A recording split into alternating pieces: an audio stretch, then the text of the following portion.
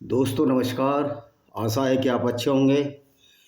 सबसे पहले मेरी विनती है, आप जितने भी वीडियो देखते हैं उसको लाइक करें। अगर आपको वीडियो पसंद नहीं आता तो डिसलाइक भी कर दें, कोई प्रॉब्लम नहीं। चैनल को सब्सक्राइब करें और वीडियो को ज़्यादा से ज़्यादा शेयर करें ताकि इस्लाम की सच्चाई सामने आ सके कि वास्तव में जो मौलाना जो शुगर कोटेड इस्लाम फैलाते हैं, झूठ बोलते हैं मोहम्मद को बचाने के चक्कर में, झूठे अल्लाह को सही मानते हैं, उसकी सच्चाई सामने आ सके। इसलिए तो हम चैनल ये इस पर वीडियो डालते हैं। तो ये आपकी जरा नवाजी होगी अगर आप इसको वीडियो को शेयर करेंगे, चैनल को सब्सक्राइब करेंगे, बेल आइकन दबाएंगे।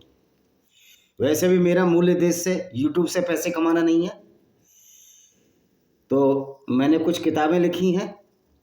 कोई कहता है किताब का प्रमोशन होगा, बिल्कुल होगा। जब हम किताब लिखते हैं ये विचार हमारे जाएं और उसके लिए कुछ, क्योंकि हमने छपवाने में भी कुछ कीमत अदा की है, तो इसमें तो हम बहुत थोड़ा मार्जिन 50 रुपये पे एक किताब बेच रहे हैं, तो इतना भी लाभ ना करें।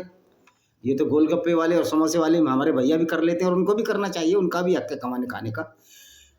तो हम तो बहुत कम पैसे पर इतनी मेहनत करते हैं। 3 महीने में एक किताब होती है, फिर मैं टाइप करता हूँ। 4-5 महीने में एक किताब निकल पाती है। विचारों का इतनी रिसर्च करनी पड़ती है। तो ये मेरे paranoia of occults in Indian subcontinent Vijay Kumar Pal के नाम से बुक है। अमेजन फ्लिपकार्ट पर है। वैसे तो 10 किताब हैं, लेकिन जो मेरे सामने रोज़ किताब रखी रहती हैं मेरी टेबल पे, उन्हीं का मैं बता देता हूँ। जौहर इंडियन सबकॉन्टिनेंट विजय कुमार पाल, ये जौहर है। ये सारी अमेजन और फ्लिपकार्ट पर मिल जाएंगी आपको। लेमेंट ऑफ सिंजार है भाई विजय कुमार पाल। पैनोरमा ऑफ इंडियन डेमोक्रेसी विजय कुमार पाल, और बहुत सारी किताबें, ब्लैक डॉट्स टेररिज्म, ये आप देख लेना। तो आज हम कुरान, ये हमारे मुस्लिम भाई पत्थर क्यों फेंकते हैं, मुस्लिम भाई सड़कों पर नमाज क्यों पढ़ते हैं, छतों पर नमाज क्यों पढ़ते हैं, तो वास्तव में इसके पीछे क्या उद्देश्य है। इसके लिए हम पहली सूरह अल तौबा की 10 आयतें पढ़ेंगे और फिर 120वीं एक आयत है, उस पर आज हम पूरा तफसीर डिस्क्रिप्शन बताएंगे कि वास्तव में ये बीमारी क्या है। रामनवमी पर पत्थर फेंकना, मंदिरों पर पत्थर फेंकना, उनकी मूर्तियों को डिसैक्रेटेड कर देना, पवित्र कर देना, आखिर ये बीमारी आती कहाँ से है। और अगर सो कॉल्ड कुछ बुद्धिस्ट भी मूर्तियाँ तोड़ रहे हैं तो बुद्धिज्म में तो ऐसा कुछ भी नहीं है, तो वो तो बुद्धि नहीं, बुद्धिहीन लोग हैं। वो बुद्धिस्ट नहीं है, वो बुद्धि भ्रष्ट लोग हैं, जो अपने को बुद्धिस्ट कहते हैं, बुद्धि भ्रष्ट लोग हैं। क्योंकि भगवान बुद्ध ने तो कोई धर्म ही नहीं चलाया था, ये तो आप जबरदस्ती उनको भगवान मानने लगे। तो चैप्टर 9 की पहली आयत है, मुशरिकों यानी बहुदेववादी, यानी जैसे हिंदू हैं, ईसाई भी हैं, क्योंकि जीसस को भी मानते हैं, वर्जिन मेरी को भी मानते हैं, बहुत सारे देवता हैं जिनसे तुमने संधि की, विरक्ति की घोषणा है। अल्लाह और उसके रसूल की ओर से विरक्ति की घोषणा है, क्योंकि मोहम्मद की जो संधियाँ होती थी बड़ी बेतुकी होती थी। वो संधियाँ इस तरह की करता था कि आधी फसल मुझे दो तो मैं आपको नहीं लूटूंगा, नहीं तो फिर मैं गुंडागर्दी शुरू कर दूंगा, जो अल्लाह के नाम से होती है, जिसको कि इस्लाम कहते हैं। क्योंकि इसी में ये आयत है कि जब मुसलमान आप बन जाओ तो आपको छोड़ दिया जाएगा। तो ये कहते हैं हुदैबिया की संधि थी, संधि तोड़ी थी। मैं कहता हूँ यहूदियों ने संधि तोड़ी मोहम्मद से, लेकिन जब वो मुसलमान बन गए तो जब आपने कहा कि मुसलमान बन जाओ तो अल्लाह तुम्हें छोड़ देगा, तो वो संधि क्या मुसलमान बनने तक सीमित थी। इससे ये भी साबित होता है कि इस्लाम यंत्र तंत्र प्रकरण, चाहे तलवार के बल पर सबको मुसलमान बनाना चाहता और नहीं बनाना चाहता तो उस पर गुंडा टैक्स जजिया लगा देता है। दूसरी फिर आयत में धमका रहा है, वो संधि तोड़ दी, क्योंकि मोहम्मद की लूट में कौन जाए बार बार। ये कोई जय सिंह और राम सिंह तो नहीं है ना, जो हिंदुओं को कत्ल करने के लिए मुसलमानों के साथ चले जाएं। ये तो वो लोग थे, उन्होंने कहा हम अपने यहूदी भाइयों को तेरी वजह से कत्ल करें और लूटें। तो आप देखो ये यहूदी ज़्यादा अच्छे थे, निश्चित तौर पर यहूदी ज़्यादा अच्छे थे कि हिंदुओं से। मैं राम सिंह और जय सिंह वाले गद्दार हैं और उन्हीं के राजघराने के लोग संसद और एमएलए हैं, वो भी बीजेपी पार्टी से, आप समझ लो। अतः इस धरती में 4 महीने और चल फिर लो और बात जान लो कि अल्लाह के काबू से बाहर नहीं जा सकते। यह कि अल्लाह इनकार करने वालों को अपमानित करता है। ये कह रहे हैं आप अल्लाह के काबू से बाहर नहीं जा सकते। मैं कहता हूँ अल्लाह तो हमारे काबू में है। जब अल्लाह है ही नहीं, हमने सिद्ध किया, तो क्या काबू करेगा। ये खाली कोरी हवाबाजी है। तीसरी आयत क्या कहती है? 30 के 5 आयत के बाद फिर 120 पे जाएंगे, क्योंकि वो समसामयिक है। जो जिस तरह से ये नमाज बाहर पढ़ते हैं, काली पट्टी लगा के पढ़ते हैं, ये खुली इस्लामी गुंडागर्दी है जो कुरान से मिलती है इनको। सार्वजनिक उद्घोषणा है अल्लाह और उसके रसूल की ओर से, बड़े हज के दिन लोगों के लिए अल्लाह मुशरिकों के प्रति जिम्मेदारी से बड़े, ये जो बड़ा हज है ईद के आसपास की बात। वातानु, देखो ये वातानु मिना अल्लाही व रसूलही अल्लासी यमा अलहाजी अला कवरी अन्ना अलाहे बीरोन मिना अल मुस्किरिना व रसूल्लाह फेन तुबुतुम फतवा कैरून लकुम व तवाली तुम फ़ालुम अन्नकुम गैरू मुआजी अली वबाशिरी अलथीना काफरू बी अल्लाह तबीन अलमीन। अभी थोड़ी सीख रहा हूँ अरबी, तो थोड़ा पढ़ने में दिक्कत आती है, लेकिन मैं बहुत पारंगत हो जाऊँगा। इसलिए ये कहते हैं अरबी नहीं आती जी, तुमको अरबी नहीं आती, तुम कुरान को क्या जानो? तो सारे मुसलमानों को तो अरबी नहीं आती, लेकिन हम ये तो जानते हैं कि अरबी में किताल मतलब कत्ल करना है, और तुम्हारे कुरान में कितनी बार किताल लिखा हुआ है। तो मैंने किताल अक्षर तो सीख ही लिए हैं अरबी के, इसीलिए सीखे हैं। किताल और बलात्कार और जिना ये सारे इसलिए सीखे कि पहले इन अक्षरों पर तो जोर दिया जाए। तो कहते हैं कि अल्लाह मुशरिकों की जिम्मेदारी से बरे। देखो अल्लाह की तो कोई औकात ही नहीं है, अल्लाह ना मुसलमानों की जवाबदारी लेता है, क्योंकि अल्लाह है ही नहीं। अल्लाह तो मोहम्मद ने बनाया, सारी जवाबदारी तो मोहम्मद की थी, और मोहम्मद जी भी मर गए, अब कुछ नहीं है। अब तो फ्रॉड का खेल खेल रहे हैं, क्योंकि अल्लाह अगर असली होता तो दुनिया बनाने वाला अल्लाह ये नहीं जानता कि दुनिया गोल है। कुरान का अल्लाह कहता है दुनिया तो चादर की तरह चपटी है, धरती स्थिर है, सूरज उसके चारों तरफ घूमता है। तो ये कुरान के अल्लाह का इतना ज्ञान है, इतनी अज्ञानता, इतनी मूर्खता तो दुनिया ने बनाने वाला है ही नहीं। तो ये ज्ञान तो इतना ही ज्ञान है जितना मोहम्मद को था। अब मैं ये तो नहीं कह सकता कि मोहम्मद साहब में ज्ञान नहीं था, लेकिन मोहम्मद का जो ज्ञान है वो अल्लाह से ज़्यादा था। जब मैं अल्लाह को अज्ञानी मूर्ख बता रहा हूँ तो मोहम्मद साहब के लिए क्या शब्द हो सकते हैं, ये आप समझ सकते हो, मैं क्यों बोलूँ। और इनकार करने वालों के लिए तुम दुख यातना की सूचना दे दो। कह रहा अब हम तुम्हें यातना की कि मोहम्मद को चुल उठती थी, लूटो। जब सबसे ही संधि हो जाएगी, जजिया टैक्स अगर सारे ही कन्वर्ट हो जाएंगे तो जजिया कौन देगा? तो इनको मोहम्मद को कुछ ऐसे लोग चाहिए थे जो लूटते रहे, और कुछ ऐसे लोग चाहिए थे जो फोकट उसको जजिया देते रहे। यानी कुछ गैर मुस्लिम चाहिए और कुछ गैर मुस्लिम जरूर चाहिए जजिया के लिए, और कुछों को लूटता रहे। तो सारे मुसलमान बनाने के पक्ष में तो ये है ही नहीं।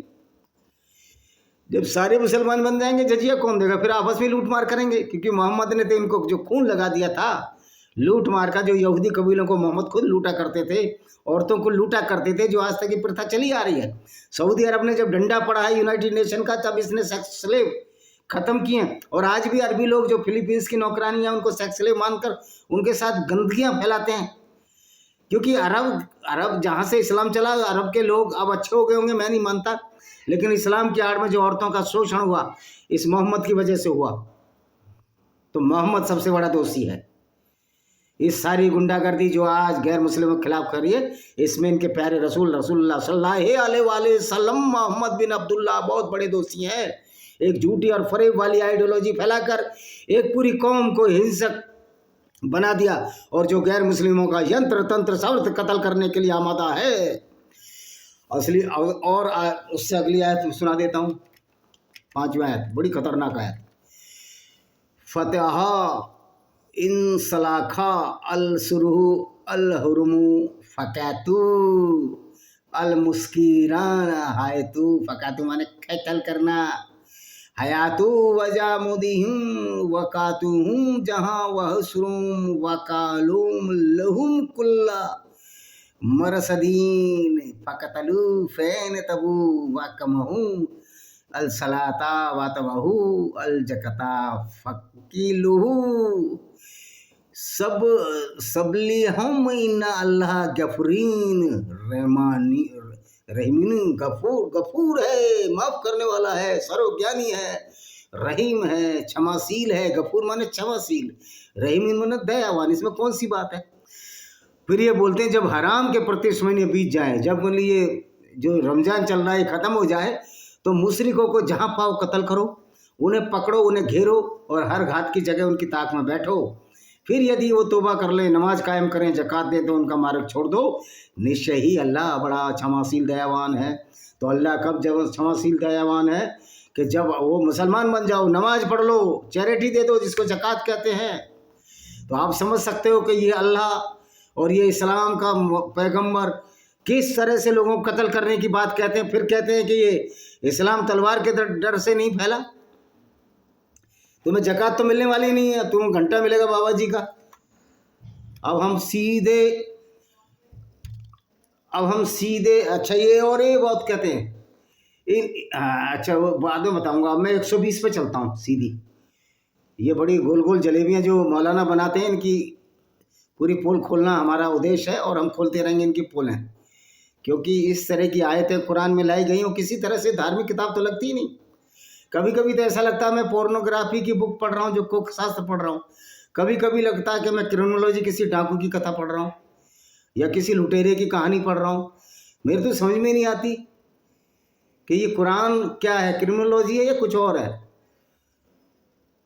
चलो जी 120 पे चलते हैं। इनकी इसमें तो बहुत सारी आयतें हैं, सबसे बड़ी यही अध्याय है, नहीं सबसे बड़ा सूरह अल बकरा है।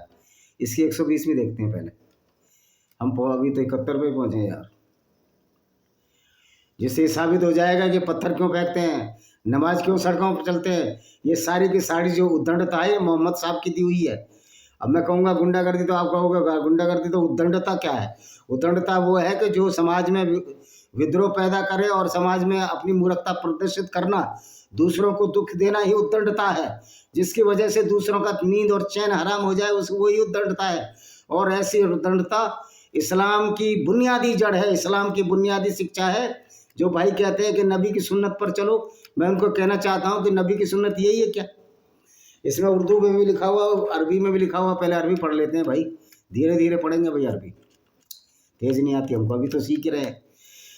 मा काना लिहाली अल मदीनाती, मदीना के लिए, वामन हवालुम मिना अल्लाह रबी एन यता खफू आन रसूली अल्लाही वाला यरगबू बयान फुसीहीमान नफीसी ततीका बिलानुहम फा यूसीबुहम तहमाउन वाला नहीं वला नसाबून वला मखमासतून फी सबीली अल्लाही वाला यातौना मावतियान यागितु अल कुफारा वाला यानुलुना मिन आदुविन नलान इल्लाह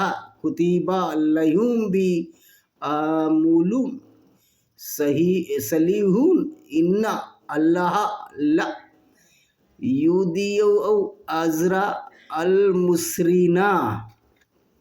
अब इसका मतलब हिंदी में बताता हूँ मैं, आगे से फिर अरबी नहीं पढ़ूंगा क्योंकि फिर वीडियो बहुत लंबा हो जाएगा आपका। मदीना वालों और आसपास के बद्दुओं को ऐसा नहीं चाहिए था। बद्दू कहते हैं जो ऊँट वगैरह चराते थे, कि अल्लाह के रसूल को पीछे छोड़कर रह जाएं, यानी कि मोहम्मद की बात ना माने और मोहम्मद के धर्म को त्याग कर दें। वैसे तो कोई धर्म ही नहीं है, तो बहुत बड़ा धर्म है जिसको इस्लाम के नाम से हम जानते हैं। और न कि उनकी जान के मुकाबले उन्हें अपनी जान अधिक प्रिय हो। क्या ना उनकी जान के मुकाबले, यानी कि रसूल की जान ज़्यादा प्रिय होनी चाहिए, अपनी जान की बलि दे दो। रसूल 20% हिस्सा लूटमार में रखता था और जान की बलि भी मतलब किस तरह अरबियों को ये मूर्ख बनाकर चला गया। ये मोहम्मद बिन अब्दुल्ला का बेटा मोहम्मद, जिसको ये कहते हैं प्यारे रसूल सल्लल्लाहु अलैहि वसल्लम, ने जाने क्या क्या हजरत, वाह वाह वाह, ऐसा हजरत जो लोगों को कत्ल कराता रहा, औरतों को लूट कर बाजारों में बेचता रहा। क्या कहने हैं इस हजरत के, वाह भाई वाह। मारिया एलिकबतिया क्रिश्चियन ईसाई थी, उसकी छोटी बहन सरीन जो कॉप्टिक क्रिश्चियन मिस्री ईसाई थी, उसको अलेक्जेंडर गवर्नर था जो अलेक्जेंड्रिया का, जो आज भी अलेक्जेंड्रिया शहर है, अल मकूफस जो क्रिश्चियन था, उससे 2 औरतें गिफ्ट में ले ली, क्योंकि मोहम्मद ने उसको चिट्ठी लिखी थी कि या तो इस्लाम कबूल करो। उन्होंने कहा ये पागल है, सिरफिरा आदमी है, जिसको 2 औरत दे दो, ये तो रसिया है, औरतों का प्यारा है। तो 2 औरतें दे दी। लोग कहते हैं कृष्ण भगवान की कितनी रानियां थी। कृष्ण भगवान क्या औरतें लूटते थे? कृष्ण भगवान क्या औरतों को बाजारों बेचते थे? अगर रानियां भी थीं उनके तो उनकी मर्जी से थीं, लेकिन मोहम्मद तो जबरदस्ती करता था। सफिया बिन्त हुय्या के पिता को मारा, उसके पति को किनान अल रबी को इसने गर्म पत्थर से रगड़ कर मार दिया। फिर उसी रात ये बेगैरत इंसान उसके साथ सोया, सफिया बिन्त हुय्या के, जो 17-18 साल की लड़की थी, वो 54 साल का था। तो फिर कृष्ण का भी पूरा पढ़ लो ना, कृष्ण की क्या रानियां थी इतनी? ये जो लिख दिया लोगों ने उनकी प्रशंसा में, उसी को बात को मान लो। कोई आदमी इतनी रानी रख सकता है क्या? तो उनकी जान के मुकाबले अधिक प्रिय हो ऐसे लोग जो अल्लाह के रसूल की जान यानी मोहम्मद की जान से अपनी जान प्रिय हो, अल्लाह के मार्ग में प्यास, थकान, भूख की कोई तकलीफ उठाएं या किसी ऐसी जगह कदम रखें जिससे काफिरों का क्रोध बढ़ के या वे घर का भी शत्रु को लगाएं उस पर उनके हक में। तो कह रहा अगर आप काफिरों के खिलाफ कोई ऐसा काम करोगे जिससे काफिरों का क्रोध बढ़ के काफिरों में अनरेस्ट पैदा हो, तो वो एक सुकर्म लिख दिया जाता है, एक नेकी लिख दी जाती है। यानी कि अगर हिंदुओं को यहाँ परेशानी हो रही है कि मस्जिद में नमाज पढ़ो, सड़क पर नमाज ना पढ़ो, योगी जी ने जो कहा, तो नहीं, उनको तो ये बाबासीर है, इस्लाम में एक बाबासीर है, एक दिमागी फितूर है, एक पागलपन है।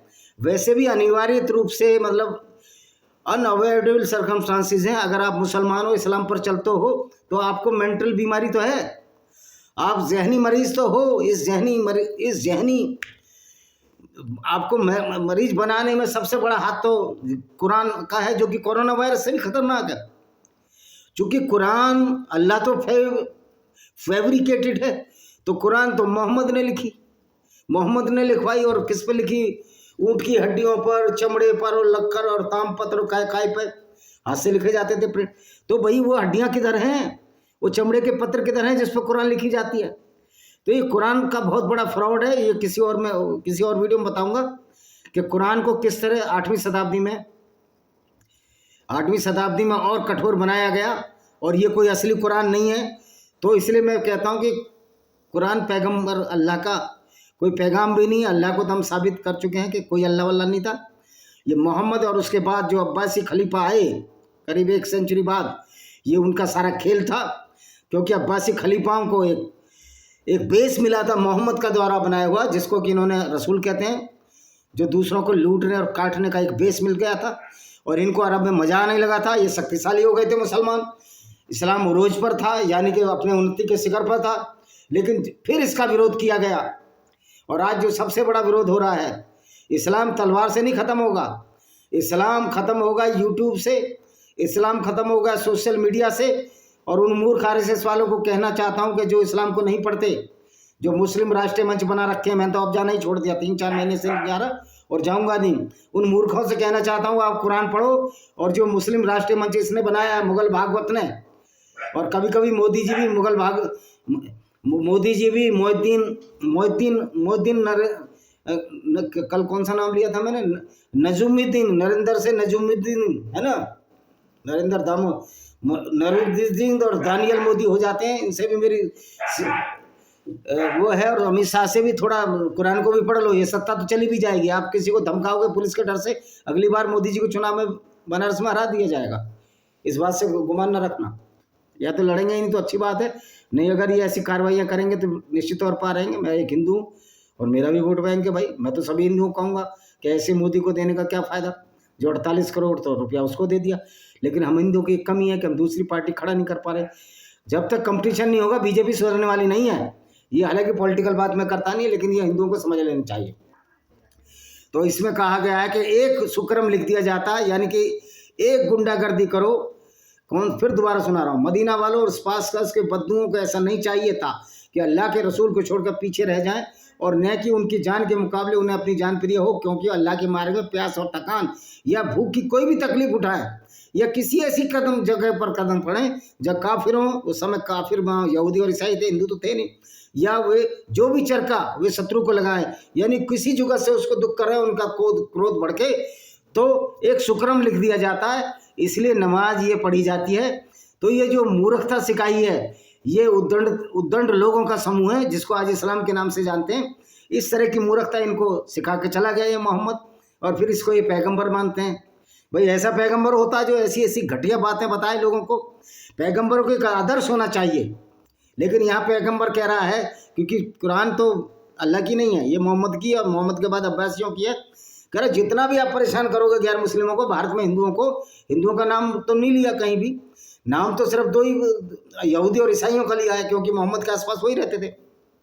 लेकिन उसने ये तो कहा है मूर्ति पूजक, क्योंकि मक्का में बहुत सारे पैगंस रहते थे, बहुदेववादी भी रहते थे, बहुदेव मूर्ति पूजकों का भी यही है। तो हिंदू तो सबसे बड़े मूर्ति पूजक है। और मूर्ति में भाई देखो, मूर्ति का विरोध आप करते हो, आर्य समाजी भी करते हैं। अगर मूर्ति से किसी को मेंटली कंसंट्रेशन बढ़ रहा है, ये मानकर वो उसकी पूजा कर रहा है कि मुझे तो ये एक सेंटर ऑफ पॉइंट है कंसंट्रेशन दिमाग का, तो उसमें कोई पाखंड भी नहीं है। इसको साइकोलॉजी भी समझो, ध्यान और योग का एक चैप्टर है। हम भी जानते हैं मूर्ति में कोई वो नहीं होता, ताकत नहीं होती। तो क्या अपने पिताजी की मूर्ति में आप थप्पड़ मारोगे? अपनी माँ की मूर्ति पर थूकोगे क्या आप? तो ये राम और कृष्ण तो हमारे आदर्श हैं। ये मोहम्मद की तरह लड़कियां नहीं बेचते थे, ये मोहम्मद की तरह डाके नहीं डालते थे। उन्होंने स्वरूप इतना बड़ा कर लिया कि उनको भगवान मानने लगे, लॉर्ड मानने लगे। सृष्टिकर्ता तो एक निराकार है, वो तो हमारे वेदों में भी कहा गया। लेकिन इन लोगों का जो करैक्टर है वो पूजने योग्य है, इसलिए महान है। और जो राम और मोहम्मद की तुलना बहुत से मुसलमान करते हैं। पाकिस्तान में मूर्खों, तुम्हारा पैगंबर तो लुटेरा था, कामुक था, औरतें लाता था, औरतों को गिफ्ट में लेता था, बाजारों बेचता था। राम ने कौन सी औरतें बेची? बल्कि मोहम्मद से अच्छा तो रावण था। जब माता सीता के पास जाता था, या तो मंदोदरी को साथ ले जाता था, या विभीषण की जो बहन त्रिजटा था उसके अंडर में रखता था, अशोक वाटिका में। तो ये है जी, इसलिए नमाज पढ़ी जाती है कि दुख हो जाए लोगों को। इधर की सारी आयतें खत्म कर लेते हैं और फिर कल 5 की 6 करेंगे। और यदि वे थोड़ा ज़्यादा भी खर्च करें अल्लाह के मार्ग में, कोई घाटी पार करें, उनके हक में अनिवार्यता लिख दी जाती है ताकि अल्लाह उनके अच्छे कर्मों का बदला ले। यानी घाटी वाटी पार करें, और उद्देश्य क्या है घाटी पार करने का? सिर्फ लूट और लूट, जिसको कि माले गनीमत के नाम से इस्लाम में जाना जाता है। यह तो नहीं कि ईमान वाले सब के सब निकल खड़े हों। फिर ऐसा क्यों नहीं हुआ? उनके हर गिरोह में से कुछ लोग निकलते ताकि वे धर्म को समझ प्राप्ति करते, और ताकि वे अपने लोगों को सचेत करते जब वे उनकी ओर लौटते, ताकि बुरे कर्म से बचते। कह रहे ये तो नहीं हो सकता कि सारे लोग लड़ने चले जाए, लेकिन उनमें हर गिरोह में से कुछ लोग निकलते। अब गिरोह का शब्द है भाई, गिरोह तो डाकुओं का ही होता, ताकि वो धर्म में समझ की प्राप्ति करते। वैसे तो बहुत बड़ा अधर्म है, ये प्राप्ति करते हैं कि मेरे साथ चलने से आपको औरतें मिलेंगी, लूट का माल मिलेगा, घोड़े और हथियार मिलेंगे, जो कि मोहम्मद साहब करते ही थे लूट, और ताकि वे बुरे कर्मों से बचते। अब बुरा कर्म कौन सा था? किसी को ना लूटना बुरा कर्म है इस्लाम में। यानी कि इस्लाम की गुंडागर्दी का ये आलम देखिए। अगर गैर मुस्लिम को लूट रहे हैं तो बुरा कर्म नहीं है। रसूल पैगंबर लूट में से 20वां हिस्सा रख रहा है, ये बुरा कर्म नहीं है। बुरा कर्म ये है कि आप मुसलमान नहीं हो।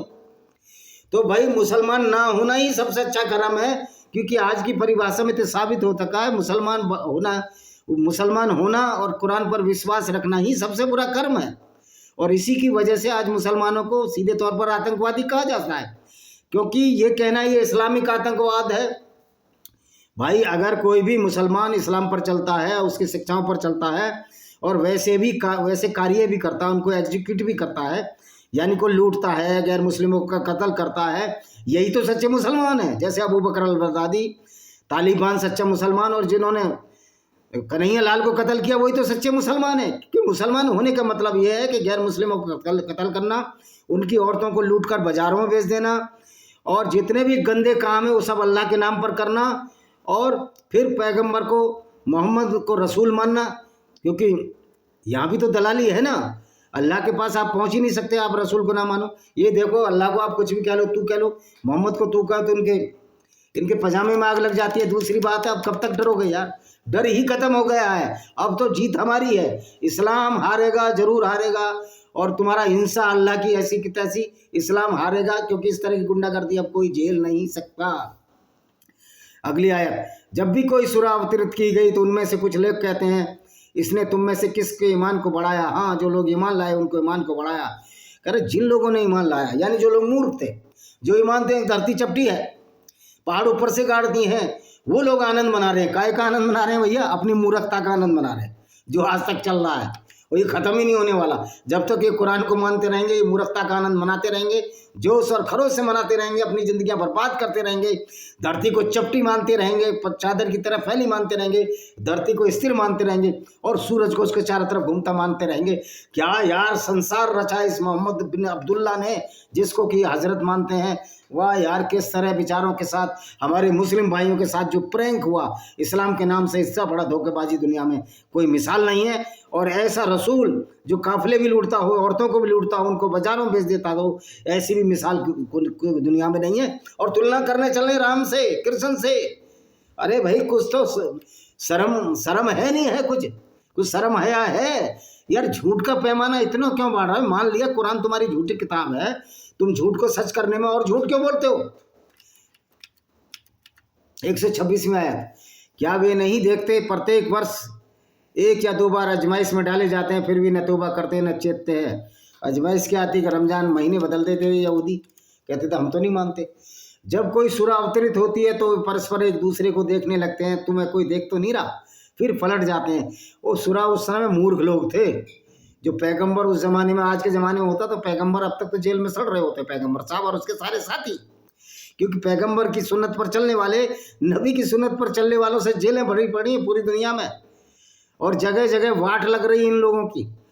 और इनको बेशर्मी से ही मौलाना पता नहीं किस मुंह से अपनी बात करते हैं। इनको थोड़ी बहुत शर्म तो आती होगी, रात में नींद कैसे आ जाती है? ये सारे के सारे मुझे लगता है वो गोलियां खाते हैं नींद की, वरना तो इतने बेगैरत आइडियोलॉजी विचारधारा को ये सही साबित करने की कोशिश लगे या अपनी दुकानें चला रहे हैं। लेकिन बड़ा अच्छा संकेत है कि आज भारत में 6 करोड़ लोगों ने इस्लाम छोड़ दिया और पाकिस्तान में 2% लोगों ने खुले तौर पर कहा, मुसलमानों में 23 करोड़ मुसलमान हैं, वहाँ 1 करोड़ के करीब हिंदू हो गए, 90 लाख समझो, तो 46 लाख मुसलमानों ने खुल के कहा कि हम इस्लाम को नहीं मानते फेसबुक पर। तो वहाँ उनके परिवार भी होंगे, तो 3-4 करोड़ लोग मुसलमान वहाँ इस्लाम छोड़ चुके 23 करोड़ में, और 20-22 करोड़ में से यहाँ 6 करोड़ छोड़ चुके।